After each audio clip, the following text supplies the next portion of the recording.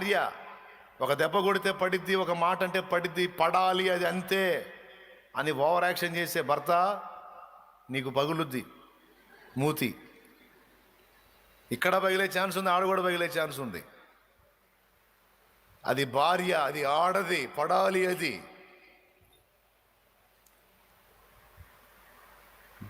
Judgement ఉంది సోదరా. కొంపదీసి ఇక్కడ తీర్పు తీర్చాడు అనుకో, ఇక నువ్వు మంచాన పడితే మొత్తం ఆమె చేయాల్సి వచ్చింది. ఎన్ని తిట్టేవో అని దండాలు పెట్టాల్సి వచ్చింది. జరగల చాలామందికి. మిడిసిపడ్డోళ్ళంతా మంచాన పడలా.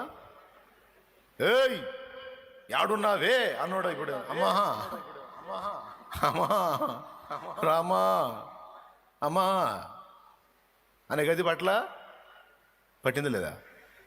ఇదే ఎడిపోయింది, ఎడిపోయింది అమ్మా. తీర్పు భూమి మీద తీరిస్తే ఆ గది పట్టిద్ది. ఒకవేళ ఆడ మిస్ అయినా ఆడ ఉంటుంది.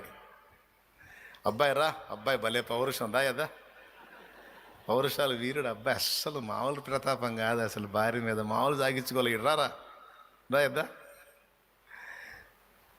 నోరు లేని దాన్ని ఎందుకు అంత తిట్టావు? నీకేట తెలిసిపోయా? నీకేట తెలుసు? మేము ఇంట్లో తిట్టుకున్నాం కాదు, తిట్టావు. నిన్ను తిట్లా, ఆ పిచ్చిది నిన్ను తిట్టలేదురా. నా బిడ్డను ఎందుకురా అంత దూషించావు? ఎందుకురా అన్నిసార్లు కొట్టావు? రక్తం పడేటట్టు కొట్టావు కదరా. తిరిగి నిన్నుదంతే ఏమైందిరా నీ గతి?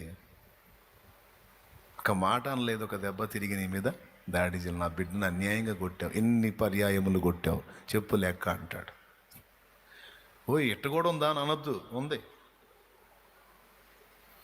నీ ఇంట నీ వ్యవహారాన్ని గూర్చి లెక్క ఉంది, నీ పిల్లల దగ్గర నీ వ్యవహారం లెక్క ఉంది, సమాజంలో నీ వ్యవహారాల లెక్క ఉంది, ఇతరుల విషయంలో నువ్వు ప్రవర్తించిన ప్రతి ప్రవర్తనకు లెక్క ఉంది.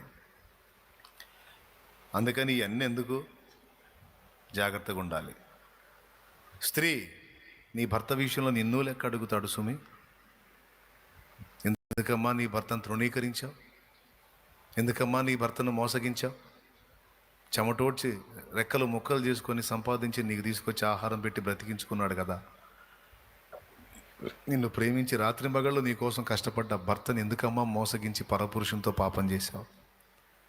ఎందుకమ్మా నీ భర్తను మోసం చేసి పరపురుషునికి తల ఉంచావు?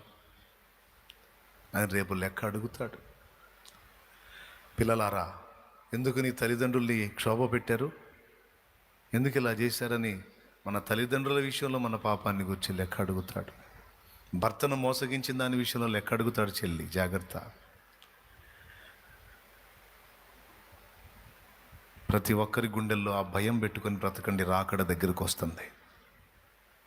ఏముందిలే, ఎన్ని మాటలు చెబుతూ ఉంటారులే, పాస్టర్లు అంతేలే.